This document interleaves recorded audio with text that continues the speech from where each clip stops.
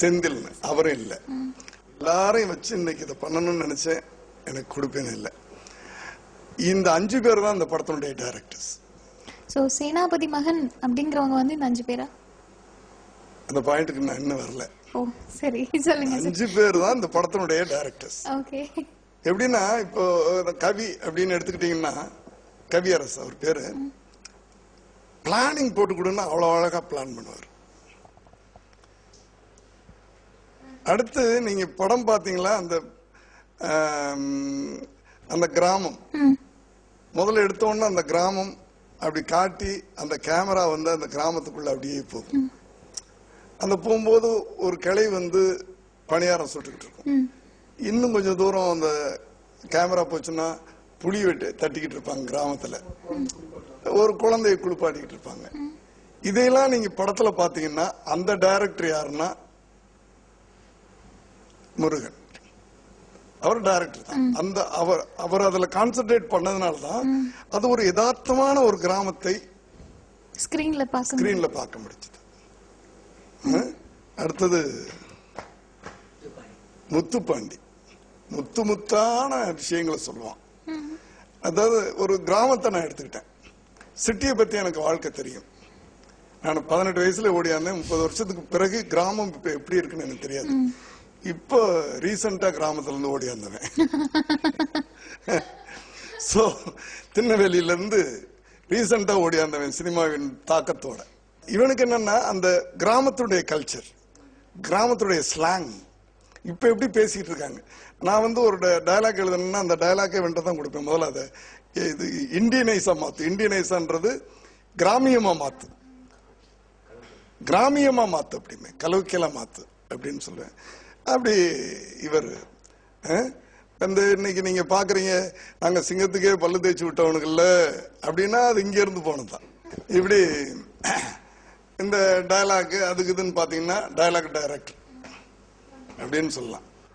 Ramesh Rangasamy torture director.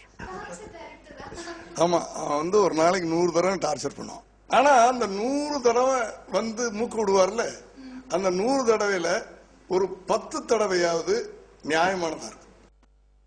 So அந்த 10 நாள் 90 தாங்கிக்கிறோம் நாங்க. இல்ல என்ன பொறுத்தளவுக்கு என்னன்னா, ஒரு விஷயத்த வந்து ஷார்ட் எடுத்து முடிச்சதுக்கு அப்புறம் போய் சார் இது இப்படி பண்ணிக்கலாம்னு சொல்றது தப்பு. நல்லதா கெட்டதா சார் கோவம் பயங்கரமா வரும். அவர் பார்க்க மாட்டார், அடிச்சிருவாரு, பலான்னு அடிச்சிருவாரு. நல்லதே சொன்னாலும் அடிச்சிருவாரு, அந்த நேரத்தில் டென்ஷன் அடிச்சிருவாரு. சார் அடிவானாலும் பரவாயில்ல, நம்ம ஒரு விஷயத்த சொல்லிடுவோம்னு போய் ஃபர்ஸ்ட் போய் சொல்லிட்டு வந்துருவேன். அப்புறம் கடைசியா சொல்லுவாரு okay okay very good very good பாரு. ஸோ அந்த வெரி குட்டுக்காக தான் நான் போய் ஒர்க் பண்றது. சூப்பர்.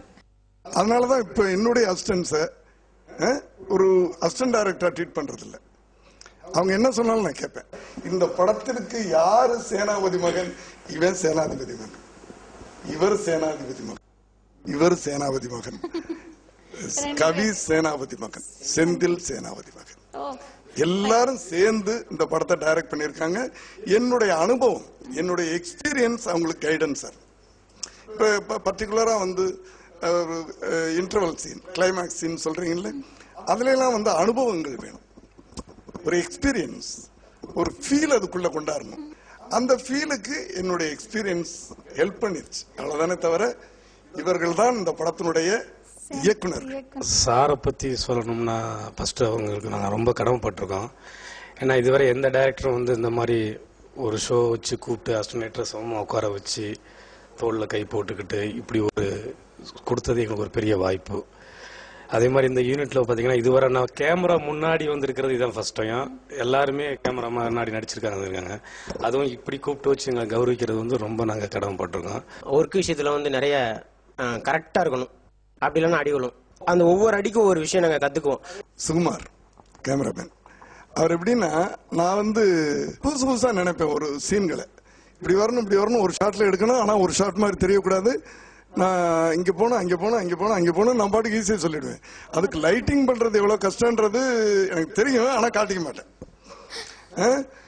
சார் இங்க ஆர்டிஸ்ட் போறாரு சார், இங்க இருந்து வருது சார், இந்த பொண்ணு இங்க உள்ள போகுது சார், அது டயலாக் பேசுது சார், அப்பத்தான் பேசுது சார், இங்க இருந்து அப்பாட்ட வரீங்க சார், சித்தி வருது சார் அப்படின்னு சொல்லிட்டு நான் பாட்டு உட்கார்ந்துருவேன். இவரு ஒரு இது கூட முடியாதுன்னு சொல்ல மாட்டார். அதான் அவர்கிட்ட இருக்க பெரிய குவாலிட்டி என்னன்னா முடியாது இருக்கிறது இந்த அமுத்தூண்டு ரூம், அதுக்குள்ள எப்படி எப்படி லைட் பண்ணணும் முடியாதுன்னே சொல்ல மாட்டார். He will do. He has done so many scenes like that.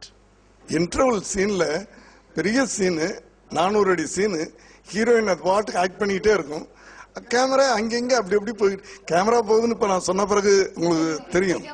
நீங்க அங்க தெரியாது, அந்த ஃபீல் தான் ஓடிக்கிட்டு இருக்கும். அந்த ஃபீல் தான், அந்த ஃபீலும் கெட்டு போகாம அழகா அங்க சொல்லுவேன், இங்க போகும்போது இப்படி சஜஷனுக்கு வரணும், அங்க போகும்போது சோலோ வரணும், சோலோல இருந்து அப்படி டர்ன் பண்ணணும், நான் பாட்டுக்கு சொல்லி ரொம்ப ஈஸியா சொல்லிடுவேன். ரொம்ப அழகா. அடுத்து எடிட்டர் எல்லாம் புதுசு, எல்லாமே ஃபர்ஸ்ட் பிக்சர்.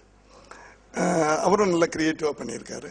இப்படி எங்க யூனிட்டை சேர்ந்த art directors, production assistance, production manager Sampath, production manager பாவம், நான் எந்த நேரத்தில் திட்டுவேன்னு தெரியாது, அப்படி அவர் மரியாதை கொடுப்பார். பயம் இல்லை, அது ஒரு டைரக்டர் கொடுக்குற மரியாதை.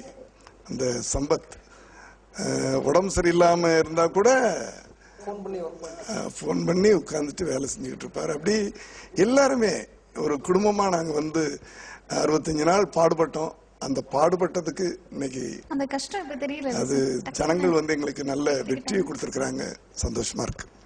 உங்க படத்தை வெற்றி படமாக்கிய ரசிகர்களுக்கு நீங்க என்ன சொல்ல விரும்புறீங்க? படத்தை இந்த அளவுக்கு வெற்றி பெற செஞ்ச ரசிகர்களுக்கும் சரி, மக்களுக்கும் சரி, என்னோட மனமார்ந்த நன்றி. இது இன்னும் மேலே வளரணும். இந்த படம் இன்னும் வெற்றி படம் ஆகிறது உங்க கையில தான் இருக்கு.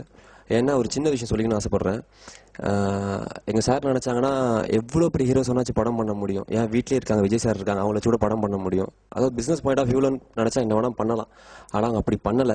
சரிங்களா, எங்களை நம்பி 3 கோடி ரூபா போட்டிருக்காங்க. இந்த முகம் யாரையுமே அவருக்கு தெரியாது, முன்ன பின்ன தெரியாது. எங்களை நம்பி போட்டிருக்காங்க படத்தை. ஸோ நாங்க ஜெயிக்கணும்னு அவர் ஆசைப்படுறாரு. ஓகேங்களா, அவர் ஜெயிக்கணும்னு நாங்க ஆசைப்படுறோம். சரிங்களா, ஆனா நாங்க 2 பேரும் சேர்ந்து ஜெயிக்கிறது மக்களாகி உங்க கையில தான் இருக்கு. இப்போ நிறைய ஹீரோயின்ஸ் நம்ம சார் இன்ட்ரடியூஸ் பண்ணிட்டு இப்போ அவர் நல்ல நல்ல பெரிய பெரிய நிலைமையில இருக்காங்க. இப்போ அந்த மாதிரி என்னையே கூட நம்பிட்டு இந்த அளவுக்கு இப்போ வரைக்கும் இன்னைக்கு வரைக்கும் at this time also is promoting us. அதுக்கு ரொம்ப ரொம்ப நன்றி. எங்க வெளுத்துக்கட்டு படத்தை வெற்றி படமாக்குனவங்க எல்லாத்துக்கும் ரொம்ப நன்றி. அண்ட் சார் ரொம்ப தைரியமா எங்க நியூ ஃபேஸ், நாங்க எல்லாருமே நியூ ஃபேஸ் தான், இதான் எங்களுக்கு ஃபர்ஸ்ட் படம். ரொம்ப தைரியமாக எங்களை இதில் இன்ட்ரடியூஸ் பண்ணியிருக்காங்க. எல்லாரும் சொன்னாங்க சார் விஜய் சார் எடுத்துருக்கலாம், இல்லை பெரிய ஸ்டார்ஸ் எடுத்துருக்கலாம். அது மட்டும் இல்லாமல் சொல்லணும்னா அவர் படம் எடுக்கும் போது டைரக்டர்ஸ் கையில் விட்டுட்டு நீங்கள் எடுங்க, நான் வீட்டில் உட்காந்து நான் பார்த்துக்கிறேன், ப்ரொடியூஸ் பண்ணுறேன் அப்படி கூட சொல்லியிருக்கலாம். ஆனால் அவரே ஒரு அசிஸ்டன்ட் டைரக்டராக எங்களோட ஒவ்வொரு நாள் ஷூட்டிங்கில் இருந்து எங்களுக்கு சொல்லி கொடுத்தாரு. அது உண்மையாகவே கொடுத்து வச்சிருக்கணும். நாங்கள் எல்லாரும் ஒவ்வொருத்தருமே உண்மையான ஒரு விஷயத்த சொன்னாங்க. அதாவது அவர் நினைச்சிருந்தாருன்னா கண்டிப்பா எவ்வளவு பெரிய ஹீரோ வேணாலும், வெளுத்துக்கட்டு படத்தோட ஹீரோ யாரோ வேணாலும் இருந்திருக்கலாம். ஸோ ஆனா அது அவர் யோசிக்காம அவர் இன்ட்ரடியூஸ் பண்ற ஒவ்வொருத்தருமே நல்ல பீக் லெவலுக்கு வருவாங்க அப்படிங்கறத ஃபுல் அண்ட் ஃபுல்லா நம்பி அவரோட வாழ்க்கையில அவர் எப்படி வெற்றி பெற்றாரோ அதே மாதிரி அவரோட ஸ்டோரியை பிலீவ் பண்ணி ஒரு புது ஹீரோ கதிர் அப்படிங்கிறவரை இன்ட்ரடியூஸ் பண்ணியிருக்காங்க. இதுக்கு மேல எதுவும் சொல்ல விரும்பல. ஏன்னா நிச்சயமா உழைக்கிறவன் நிச்சயமா அந்த ஒரு உயரத்தை தொடுவான் அப்படின்றது என்னுடைய அசைக்க முடியாத நம்பிக்கை. அதனால நாங்கள் உழைச்சிருக்கிறோம். 65 நாள் கடுமையா உழைச்சிருக்கிறோம். இந்த உழைப்புக்கு தமிழக ரசிகர்கள் வெற்றியை கொடுத்திருக்கிறாங்க. இன்னும் இந்த படம் மாபெரும் வெற்றி அடையணும் அப்படின்றது என்னுடைய ஆசை. நான் அறிமுகப்படுத்திய கலைஞர்கள் பெரிய கலைஞர்களாகணும்னு ஆசை. அது உங்கள் கையில தான் இருக்குது. நன்றி, வணக்கம்.